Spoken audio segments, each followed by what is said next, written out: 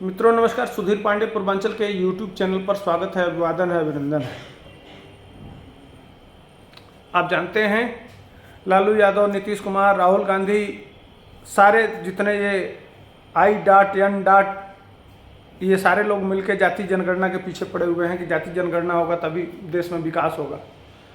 तो मोदी सरकार ने अपने विपक्षी एक संस्था है, विपक्षी संस्था जो विरोध करती रहती है मोदी जी को, उसको यह काम दिया कि जाति जनगणना जो भारत सरकार की और विभिन्न योजनाएं हैं उसमें किस वर्ग को, जैसे मान लीजिए जनरल को, जैसे मान लीजिए कि मनरेगा योजना है, किसान समृद्धि योजना है,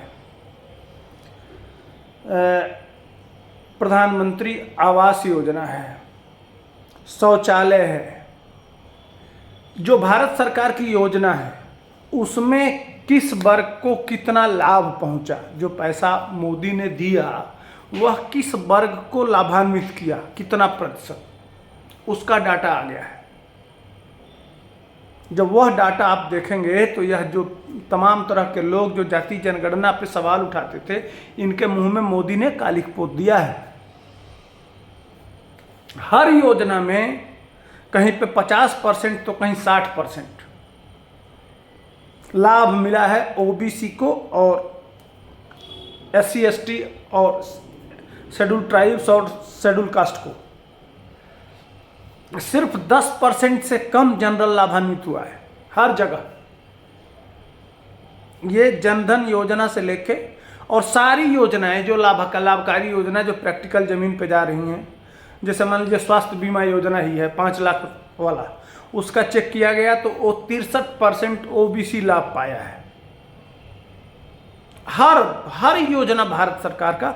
तो अब जो डाटा आ गया है, जो ये लोग यह कहते थे कि जब तक जाति जनगणना नहीं होगा तब तक विकास हम नहीं कर सकते, हम उचित लाभ अपने वर्ग को नहीं दे सकते, तो ये जो उन्होंने रिपोर्ट प्रस्तुत किया है, पूरा डाटा है इसका। आप विभिन्न पेपरों के माध्यम से बड़े बड़े लेख लिखे गए हैं, बड़े बड़े डाटा दी गई है, बिल्कुल सर्वे रिपोर्ट है।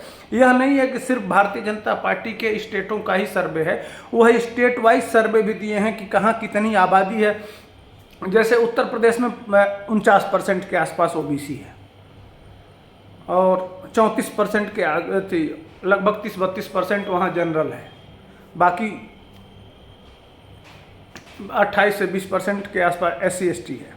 तो इस तरह से अब सबसे ज़्यादा ओबीसी है तमिलनाडु में, उसके बाद है बिहार में। वो भी डाटा आया है कि किस प्रदेश में कितनी जाति, वो संख्या वो जो ये जनगणना की है उसी हिसाब से बिठाया गया है। और जो ये दिए हैं कलेक्टिव रिस्पांस, उसी के जवाब में कि अगर शुचिता हो, सही ढंग से योजनाओं को इम्प्लीमेंट किया जाए तो सभी वर्ग को जनगणना से नहीं बल्कि हम उनको बिना जनगणना कराए ही सही अनुपात में हम उन पैसों को और उनके विकास को हम कर सकते हैं। ये एक डाटा आया है जिसको मैं अभी लगा दूंगा आपको, उसका डाटा अभी लगा दे रहा हूँ साइड में, आप देखते रहिएगा, वो चलता रहेगा, आप उसको देख के समझ सकते हैं। यह मैं नहीं कह रहा हूँ, उसको 3-4 पन्ने में है, बहुत बड़ा है। लेकिन मोदी सरकार ने जाति जनगणना को बिल्कुल माने कोरा चूतियापा और वोट की राजनीति के अलावा कुछ नहीं बताया है। हालांकि यह माहौल बनाया जा रहा है। दरअसल ये विकास के पैटर्न पे मोदी से लड़ नहीं पा रहे हैं, इनके पास कुछ है नहीं। जहां भी लगभग यही लोग मैक्सिमम रहे हैं। 60 साल तो कांग्रेस ही रही है। तो अब जनता पूछ रही है भैया 60 साल तो आप रहे हैं, तो 8 साल वाले से ज़्यादा सवाल पूछें कि 60 साल वाले से ज़्यादा सवाल पूछें, उसका जवाब तो इनके पास है नहीं। जो लोग कहते हैं उनके मुंह पर भी तमाचा है। जनता ही, आप इस समय जानते ही हैं 5 राज्यों में चुनाव चल रहा है, तमाम पत्रकार ग्राउंड पे उतर गए हैं, वह अपनी अपनी बाइट ले रहे हैं। तो जब ग्राउंड पे उतर रहे हैं, जब जनता सवाल पूछ रही है तो इन लोगों की फट के फ्लावर हो जा रही है। तो यह भारत सरकार का रिकॉर्ड था। हालांकि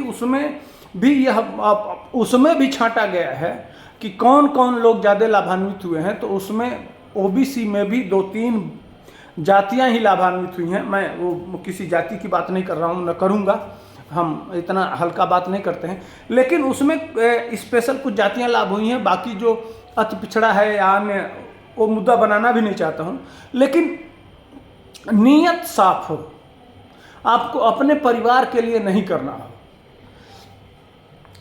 सार्वजनिक रूप से सबका साथ सबका विकास वाली भावना से अगर काम करना हो, और आप सही चुनाव करते हैं लोगों का, और सही योजनाओं का चुनाव करते हैं जिससे लोग लाभान्वित हों, तो वो ज़मीन पे उतार के न केवल किसी जाति विशेष का, बल्कि सर्व समाज का समावेशी विकास किया जा सकता है और उसका लाभ सबको मिल सकता है।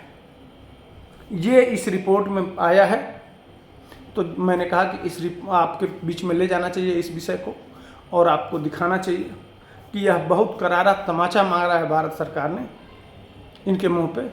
आप यह कैसा लगा मेरा वीडियो, आप कमेंट से बता सकते हैं। जय हिंद, वंदे मातरम।